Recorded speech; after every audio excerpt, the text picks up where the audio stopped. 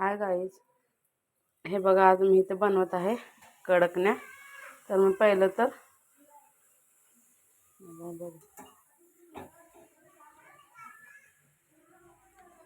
गुळाचं पाणी करून घेतलं। नंतर मैदा चाळून घेऊन गुळाचं पाणी हळद मिक्स करून पीठ तिंबून घेतलं मैद्याचं।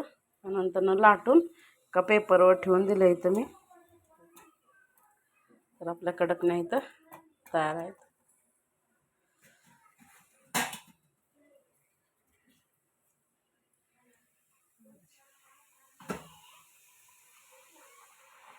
दाबावं लागतं कडक होण्यासाठी। फुगा लागले ते पण होतील कडक।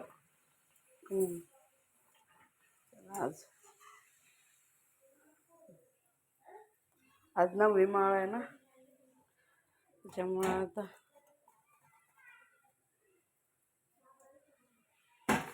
आमच्यात काही घट नाही, पण माझा 9 दिवसाचा उपवास असते। आणि ही मंदिरात नेऊन आपल्या घरच्या देवाला 9 बांधायचे आणि मंदिरात नेऊन तुळजाभवानीच्या मंदिरामध्ये नेऊन बांधू शकता। इथं बुग्गू बी उठलेला आहे आता आमचा।